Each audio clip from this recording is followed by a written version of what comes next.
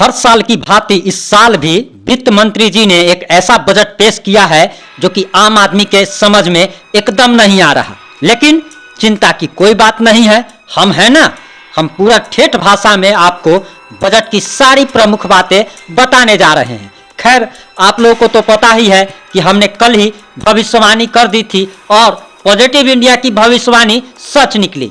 हमने कल भविष्यवाणी की थी कि वित्त मंत्री श्रीमती निर्मला सीतारमण 11 बजे संसद में बजट पेश करेंगी। 11:15 बजे अर्नब गोस्वामी चिल्लाते हुए रिपब्लिक टीवी पर आएंगे और इस बजट को ऐतिहासिक घोषित करेंगे, जो कि उन्होंने कर दिया। 1:15 बजे कांग्रेस इस बजट को सत्यानाश घोषित करेगी।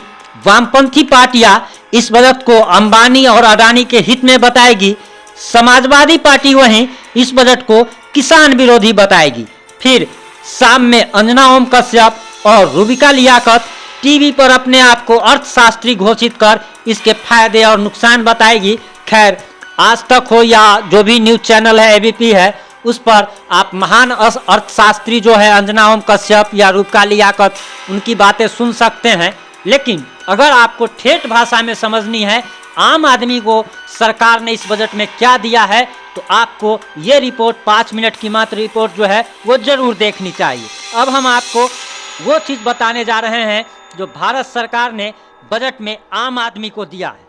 दरअसल सरकार ने 2023-24 का बजट लोकसभा में पेश कर दिया। इस बजट की प्रमुख 7 बातें आप जान लीजिए। समावेशी विकास पहला, दूसरा हरित विकास और तीसरा है युवा शक्ति पर खास ध्यान, जो कि दिखता तो नहीं है। जो केंद्र सरकार का वादा था हर साल 2 करोड़ लोगों को, बेरोजगारों को नौकरी देने का, वो पूरा नहीं हो पा रहा है। हालांकि इस बजट में फिर से युवा शक्ति पर खास ध्यान देने की बात कही गई है। चौथी जो है वो कहा गया है कि आखिरी मील तक बात पहुंचाना।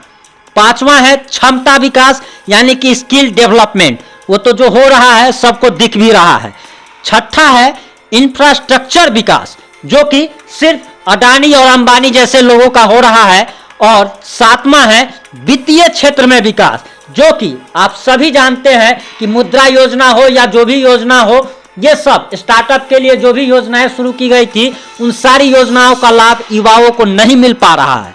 अब अगर रेलवे एयरपोर्ट की बात करें तो सरकार रेलवे पर 2,40,000 करोड़ खर्च करेगी। इनमें से 75,000 करोड़ नई परियोजना पर खर्च करेगी।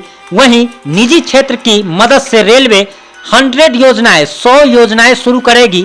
वहीं ट्रांसपोर्ट इंफ्रास्ट्रक्चर के लिए 75,000 करोड़ रुपए करेगी और 50 नए एयरपोर्ट बनाएगी। हालांकि मंदी का आलम तो यह है कि लोगों के पास खाने के लिए पैसे नहीं है, तो एयरपोर्ट से, फ्लाइट से यात्रा क्या करेगा।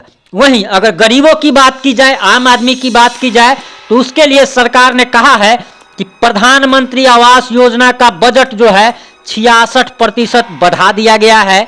अब सरकार आवास योजना पर 79,000 करोड़ खर्च करेगी। लेकिन सरकार को इसका भी ध्यान रखना चाहिए कि ये जो भी योजना है प्रधानमंत्री आवास योजना, इसमें लोगों को घूस देना पड़ता है, लाभुकों को घूस देना पड़ता है। वहीं जो लाभुक, जो जिनको चाहिए, जो जरूरतमंद है, उनको नहीं मिल पाता है। इसके लिए सरकार ने कोई वैसा प्रावधान नहीं किया है कि इसकी कैसे चेकिंग की जाएगी।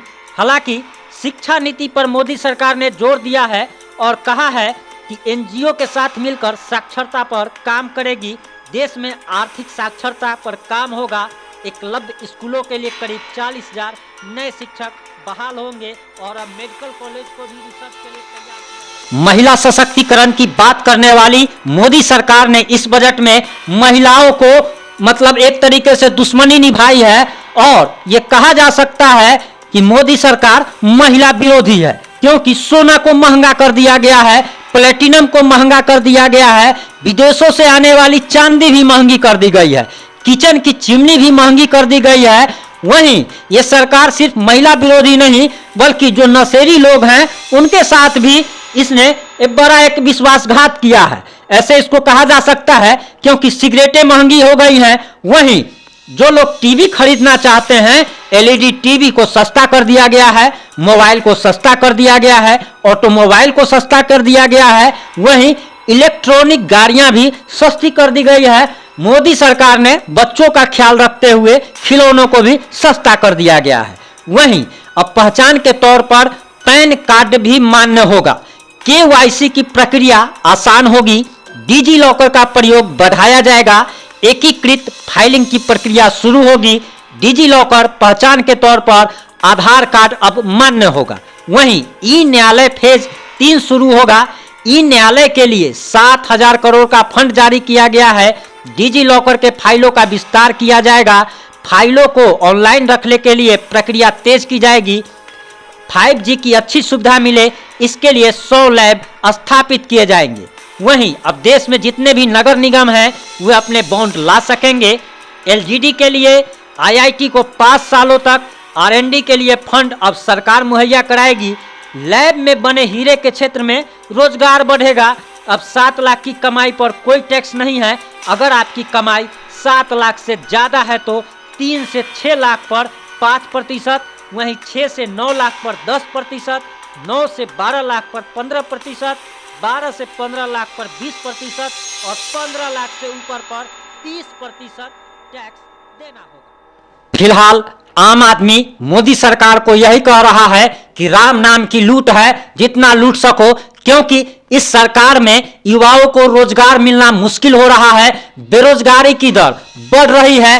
अर्थव्यवस्था जहां कमजोर हो रही है, वहीं लोग राष्ट्रवाद के नाम पे मोदी सरकार को सपोर्ट कर रहे हैं और मोदी सरकार राष्ट्रवाद के नाम पर युवाओं के भविष्य से खिलवाड़ कर रही है।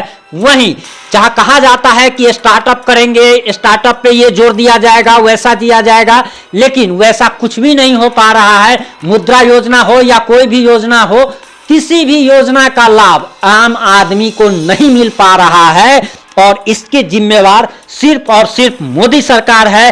वहीं इस बजट में आम आदमी को ना कोई खास राहत दी गई है, ना ही महिलाओं को कोई राहत दी गई है। सोना चांदी सब कुछ महंगा कर दिया गया है। सिगरेट भी नशे, जो लोग नशा ज्यादा करते हैं, सिगरेट पीते हैं, धूम्रपान करते हैं, उनके लिए सिगरेट भी महंगी कर दी गई है। हालांकि शराब पीने वाले तो लोग तो इतने ज्यादा सात्विक होते हैं, मतलब सात्विक होते हैं कि वे कभी भी सिगरेट और शराब महंगी होने का रोना नहीं रोते हैं। हालांकि ये सरकार ने एक बार फिर से सिद्ध कर दिया है कि यह सरकार युवा विरोधी है, रोजगार विरोधी है, महिला विरोधी है। फिलहाल आम आदमी को इससे क्या मतलब है? आम आदमी तो बस चादर तान के सो जाएगा, क्योंकि उसे कल फिर से काम पर जाना है और उसे इस बात से क्या मतलब कि LED सस्ती हो गई या ऑटोमोबाइल सस्ता हो गया। पैसे ही नहीं है तो ऑटोमोबाइल कहाँ से लोग खरीदेगा। खैर, आपकी इस बजट पर क्या राय है? अपनी राय कमेंट में जरूर दें। ज़्यादा से ज़्यादा वीडियो को शेयर करें, लोगों तक, आम लोगों तक पहुँचाएँ। चैनल को ज़्यादा से ज़्यादा सब्सक्राइब करें। जुड़े रहें हमारे साथ। जय हिंद, जय भारत। वीडियो को शेयर कर हमारे फेसबुक पेज को लाइक करना एवं यूट्यूब चैनल को सब्सक्राइब कर बेल आइकन दबाना ना भूलें। जय हिंद, जय भारत।